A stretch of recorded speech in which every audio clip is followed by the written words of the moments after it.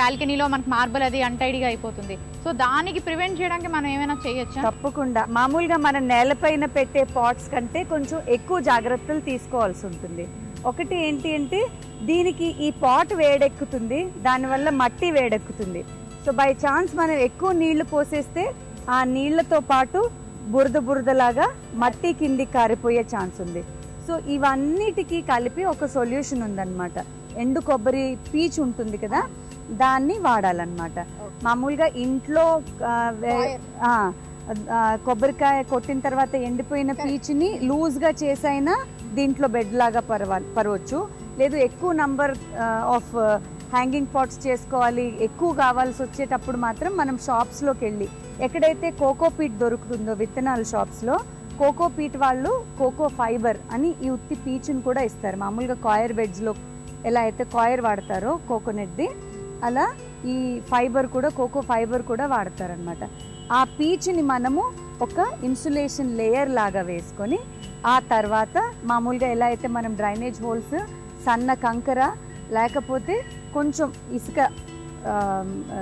ఇసుకలో జల్లించినప్పుడు వస్తాయి బటాణా అంటారు, అలాంటి గ్రేవెల్ని కింద ఒక లేయర్ లాగా ఫిల్ చేసేసుకొని ఆ తర్వాత మాత్రం ఏవైతే ఇండోర్ ప్లాంట్కి మనం మిక్స్ వాడతామో పాటింగ్ సాయిల్ మిక్స్ అంటే 1% సాయిల్, 1% ఇసుక, 1% ఒక భాగం ఎరువు, సో 3 భాగాలు కలిపి మిక్స్ చేసుకోవాలి. సో సపోజ్ ఈ పాట్కి కావాలనుకోండి, దీంట్లో 1/3 పాటింగ్ సాయిల్, 1/3 ఇసుక, 1/3 ఎరువు. ఈ ఎరువుని డీకంపోజ్డ్ మెటీరియల్స్ తోటి తయారు చేసింది అయితే ఆర్గానిక్ అయితే ఇంకా బెటర్. అది న్యూట్రియంట్స్ని ఇస్తుంది, మట్టి సపోర్ట్ చేస్తుంది. ఈ ఇసుక వల్ల ఏంటి అంటే మరీ గట్టిగా బిగుసుకుపోకుండా కొంచెం పోరస్గా లూజ్గా వీటికి రూట్స్కి కావాల్సిన ఏరియేషన్కి అది హెల్ప్ఫుల్ అవుతుంది అనమాట. మా సకులకు చూపిస్తారా ఎలా చేసుకోవాలి, అంటే అందులో ఎంత సాయిల్ వేసుకోవాలి? ఇప్పుడు చెప్పారు కదా మెజర్మెంట్స్, అది చూపిస్తారా? తప్పకుండా అండి. మనం ఇందాక డిస్కస్ చేసుకున్న విధంగా డ్రైనేజ్ హోల్స్ని కవర్ చేసేసి ఇన్సులేషన్ లాగా కోకోనట్ ఫైబర్ వేసుకొని ఆ తర్వాత 1 భాగం మట్టి, 1 భాగం ఎరువు, ఇసుక, ఈ 3 కలిపి ఇసుక కూడా యాడ్ చేయాలి.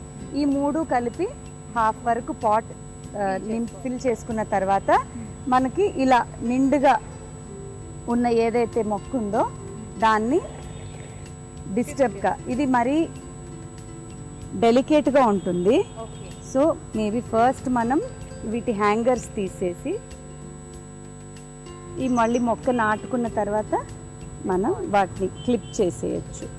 ఏవి కూడా డిస్టర్బ్ అవ్వకుండా నలగకుండా కొత్త పాట్లోకి జాగ్రత్తగా షిఫ్ట్ చేసుకోవాలి. ఎందుకంటే ఈ బ్రాంచ్కి ఏరియల్ సన్న రూట్స్ వచ్చి ఉంటాయి, ఇది ఫిలోడెండ్రాన్ కాబట్టి. సో అవి కూడా ఏవి డిస్టర్బ్ అవ్వకుండా ఉంటే, లేకపోతే మొక్క ఒక షాక్ తగిలి కొన్ని రోజులు అది కోలుకోవడానికి టైం పట్టచ్చు. సో అలా షాక్ తగలకుండా మనం పెట్టుకున్నట్టుగా ఫ్రెష్గా వాడిపోకుండా మొక్క ఉండాలంటే మాత్రం దాన్ని మనం జాగ్రత్తగా రూట్ సిస్టమ్ డిస్టర్బ్ అవ్వకుండా షిఫ్ట్ చేసేయాలి. ఇలా మనము ఇది షిఫ్ట్ అయిన ప్లాంట్కి మళ్ళీ ఎప్పట్లాగా క్లిప్పింగ్స్ ఇది సపోర్ట్ పెట్టేసుకుంటే హ్యాంగ్ చేయడానికి కన్వీనియంట్గా రెడీగా అయిపోతుంది. ఇలా మనం జాగ్రత్తగా ఆ పాట్లోంచి ఇది షిఫ్ట్ చేసిన మొక్క, ఈ బ్రాంచెస్ అన్నీ కూడా ఇప్పుడు ఇవి ఏవైతే కొత్త ఉన్నాయో ఇవి మెల్లిగా ఇంకొక 15 రోజులకి ఇవి కూడా వాటిలాగా కింది దాకా వెళ్ళడతాయి.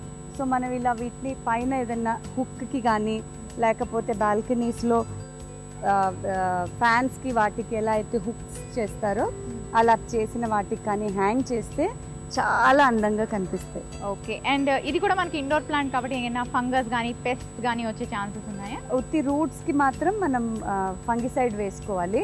పెస్ట్స్ ప్రతి మొక్కకు వచ్చినట్టు దీనికి కూడా కొన్ని మిలీబగ్ అలాంటివన్నీ రావచ్చు.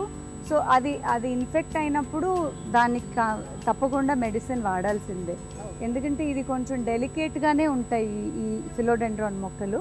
సో వీటికి మధ్యలో వాడాల్సి ఉంటుంది ఎరువులు. ఓకే మాధవి గారు, ఇండోర్ ప్లాంట్స్ ని ఎలా హ్యాంగ్ చేసుకోవాలి, దానికి తగిన జాగ్రత్తలు ఎలాంటివి తీసుకోవాలి మా సకులకు చాలా చక్కగా ఎక్స్ప్లెయిన్ చేశారు. థ్యాంక్ యూ సో మచ్ అండి. మీకు కూడా థ్యాంక్ యూ అండి. వెల్కమ్.